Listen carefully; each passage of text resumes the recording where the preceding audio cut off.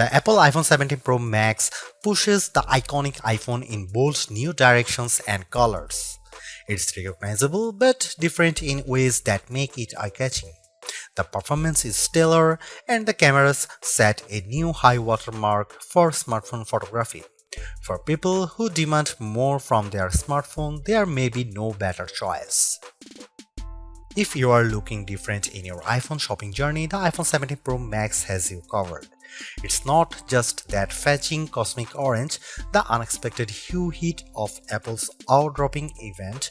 Apple's iPhone 17 Pro Max features a fresh design with new materials and a broad and bold product spanning camera plateau that adds a distinctive flair to what had become a somewhat tired design. Inside, the changes are no less significant, from the powerful A19 Pro chip to the new vapor chamber supported heat management system, which enable enough performance to support every peak and valley of your experience. If you are fixated on cameras, the iPhone 17 Pro Max will not disappoint. There are now finally three 48-megapixel lenses that support a wide range of shooting styles. Perhaps the most notable of the three is the new 48-megapixel 4x optical zoom lens that also offers access to a sensor crop 8x zoom, which, thanks to selecting the center pixels from the larger sensor and an upgraded image pipeline, delivers some truly eye-popping photos. This is also an upgrade that makes a canny swap of titanium for aluminum a seeming downgrade, but one with some significant benefits, like the ability to apply that amazing new anodized orange finish and the ability to better distribute and dissipate heat. Finally, there's the price. It's the one thing you hope doesn't get an upgrade. And I am happy to report that Apple somehow held the line here. The iPhone 17 Pro Max still starts at $1,199 US. It's never been a cheap smartphone, but then this one is for the pros, and I think they will be very happy. I know I am. As for why you might buy the iPhone 17 Pro Max over the iPhone 17 Pro, that comes down to screen size, battery life potential, and the option to get up to 2 TB of storage. Otherwise, these iPhones are identical. The iPhone 17 Pro Max was announced at Apple's eye-dropping event on September 9. Pre-orders began on September 12, and the phone arrives in stores and starts shipping on September 19. The iPhone 17 Pro starts at $1,199 US for the model with 256GB of storage, with that price rising to $1,399 US for 512GB of storage, $1,599 US for 1TB storage, and $1,999 US for 2TB of storage. The later configuration represents the largest storage capacity of any iPhone ever. Apple is likely getting undue credit for not raising the price of the base model iPhone 17 Pro Max. Component prices and supply chain issues relating to the geopolitical stage are surely putting pressure on the company. Somehow, too, Apple has held the line, and the base iPhone 17 Pro Max still starts at $1,199 US for 256GB model. The only difference in pricing comes into play when you stretch to the phone's new upper tier of 2TB, which is only available with the Pro Max model. That sends the price up to almost $2,000 US. It boggles the mind that we now consider paying almost $2,000 for a pocket-sized device to be rational. On the other hand, this is a true pro-level smartphone that, based on my tastes, is probably ready for pro photography and videography tasks, and when you put it like that, it might seem like a bargain. I saw enough leaks in the run-up to the iPhone 17 line launch to have a pretty good idea of what was coming, and to be honest, I was preparing to hate the iPhone 17 Pro Max redesign and colors. Yet, here I am now, quite pleased with the giant plateau, and yes, loving cosmic orange. In many ways, the iPhone 17 Pro Max is still undoubtedly part of long lineage of iPhones before it. There are, though, just enough new touches here to add up to what I am comfortable calling a redesign. Starting with the back, there's the now nearly full-width plateau that's both a bold design touch but also a practical measure in that underneath there's now more space for upgraded components like refreshed tetraprism that supports a new, longer telephoto lens. Most previous iPhone bags featured just one material, usually metal or glass. The iPhone 17 Pro Max is a spiffy mix of the two, metal and glass, or rather a larger rectangular ceramic shield cutout with the rest a univity chassis literally carved out of aluminum.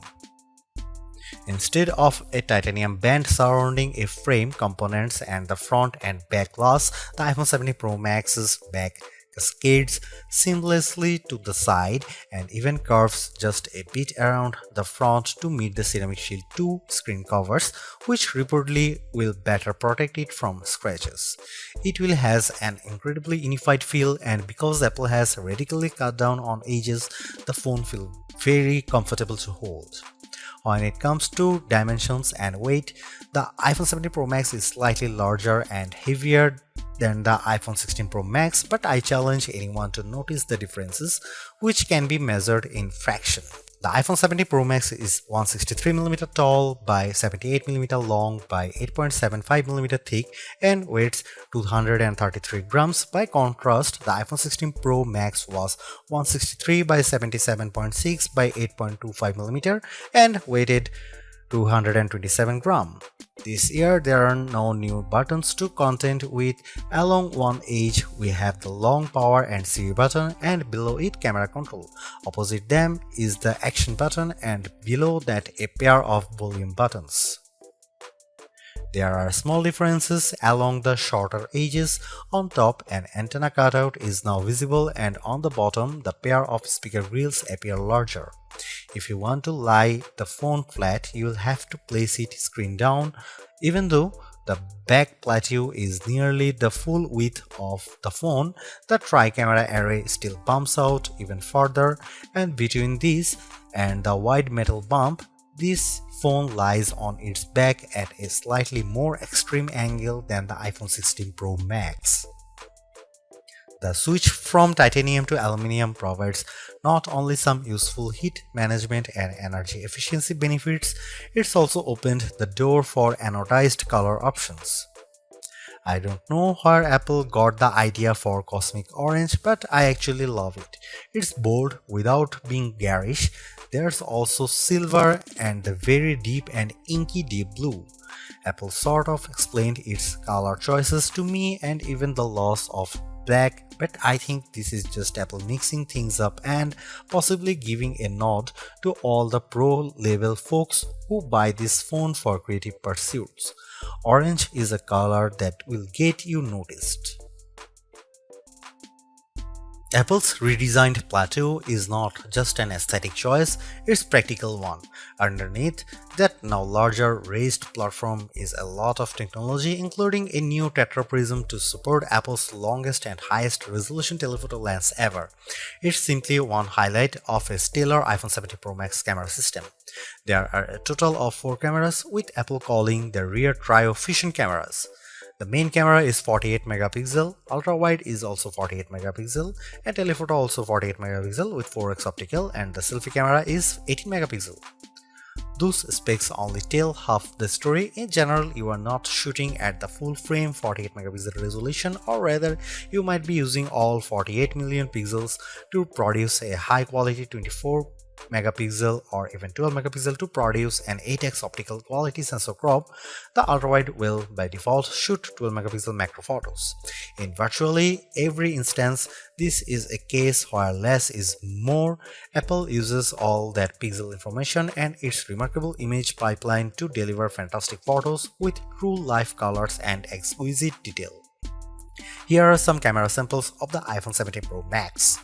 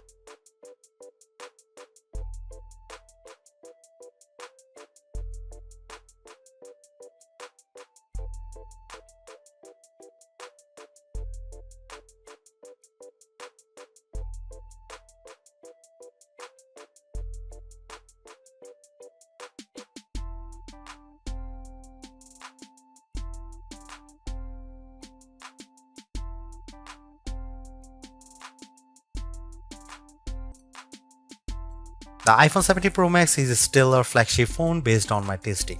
You get a more powerful zoom camera, better sustained performance, and the longest iPhone battery life ever, a head-turning design.